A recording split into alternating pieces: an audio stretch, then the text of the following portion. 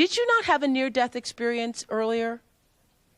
I did in London about 30 years ago. And I was pronounced dead 4 times. Once I didn't breathe and I had no vitals for 5 minutes. Wow. And that was the time that I had the near-death experience. I want you to tell us what that was like, but I was asking about this experience with the pneumonia because I was wondering if the near-death experience makes you not be afraid of dying. Oh, absolutely. I know I wasn't afraid because of that. It was when I had the out-of-body experience and could see the people working around me, I tried desperately to move an eyelid, a finger, something to let them know that I could hear them saying, well, I think we've lost her. And I was saying to myself, no, you haven't. I'm here. But I was like out. And then I went into this, I sort of floated into this tunnel. And there were other figures that I recognized, and this welcoming, like sun, white sun, and warmth, and like being in liquid mercury. It was like being weightless.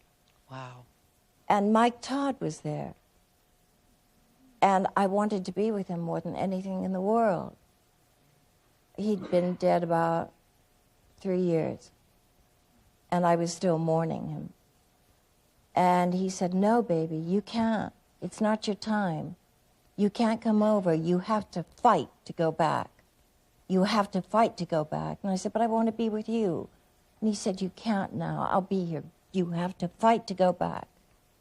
And evidently, while this was happening, my hands were like in fists. And they tried to unclench my hands. I was reported dead. It was on the bulletin board.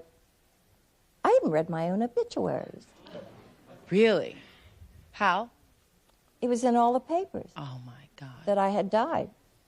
I've never had such good reviews.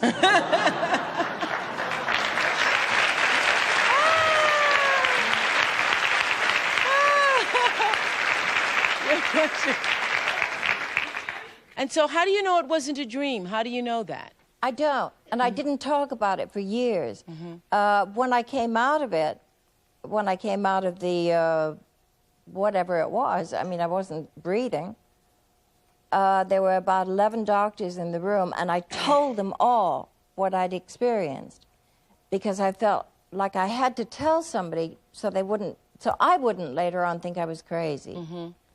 And then I thought, that does sound so crazy, I don't think I'm going to tell anybody else. And for years, I didn't say anything. And then I started reading about other people having the same kind of experience. They all vary slightly.